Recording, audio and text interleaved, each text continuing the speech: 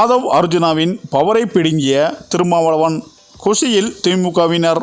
அதாவது ஆதவ் அர்ஜுனாவின் அண்மைகால செயல்பாடுகள் கட்சியின் நலனுக்கு எதிராக இருக்கிறது என்பதை கட்சியின் முன்னணி தோழர்கள் உணர்ந்துள்ளனர். இது குறித்து கலந்து ஆலோசிக்க உள்ளோம். கூடிய விரைவில் இதற்கான முடிவை அறிவிப்போம் என்று விசிக தலைவர் திருமாவளவன் கூறியுள்ளார். மேலும் மதுரை விமான நிலையத்தில் அவர் செய்தியாளர்களை சந்தித்து பேசினார்.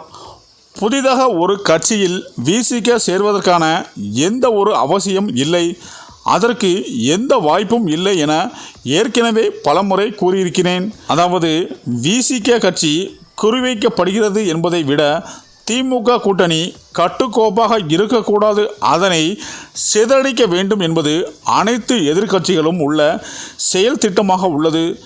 தொடர் வெற்றியை பெற்று வருகிற திமுக கூட்டணி வரும் தேர்தலில் வெற்றி பெறக்கூடாது என்பதுதான் எதிர்க்கட்சிகளின் நோக்கமாக உள்ளது. அதற்கு விசிகவை ஒரு கருவியாக பயன்படுத்தலாம் என்று சிலர் முயல்கின்றனர். கட்சியின் துணை பொதுச் செயலாளர்கள் 10 பேர் உள்ளனர். அதில் ஒருவராக உள்ளவர் ஆதவ் அர்ஜுனா.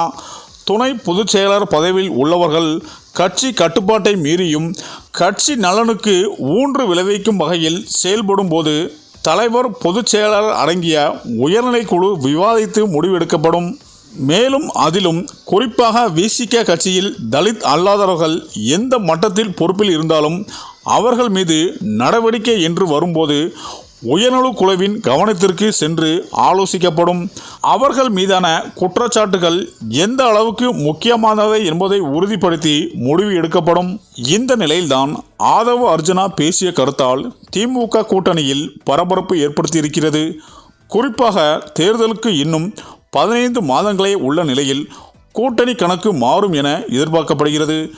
அப்படியே திமுக கூட்டணியில் விசிக தொடர்ந்தாலும் தேர்தல் நேரத்தில் அதிக தொகுதிகளை கேட்க வாய்ப்புள்ளது. குறைந்தபட்சம் 10 தொகுதிகளுக்கு மேல் விசிக தரப்பில் கேட்க வாய்ப்புள்ளது. கடந்த தேர்தலில் 6 தொகுதிகளில் போட்டியிட்ட நிலையில் இந்த முறை அதைவிட கூடுதல் தொகுதிகளை கேட்க வாய்ப்புள்ளது என்பதும் குறிப்பிடத்தக்கது.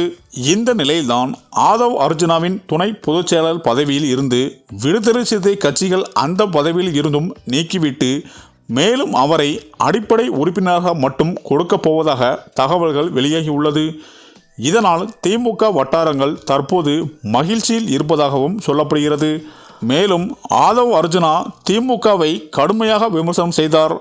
உடனடியாக திருமாவளவன் நடவடிக்கை எடுத்ததால் திமுகவிற்கும் முதல்வர் ஸ்டாலினுக்கும் ரொம்ப மகிழ்ச்சியாகவே செய்தியாக இருப்பதாகவும் சொல்லப்படுகிறது என அரசியல் வட்டாரங்கள் கூறி வருகின்றனர். சரி, இந்த வீடியோ பற்றிய உங்கள் கருத்துக்களை கமெண்ட்ல சொல்லுங்க. மேலும் வீடியோ பிடித்திருந்தால் லைக் பண்ணுங்க, ஷேர் பண்ணுங்க, மறக்காம நம்ம சேனலை சப்ஸ்கிரைப் பண்ணிக்கோங்க. நன்றி.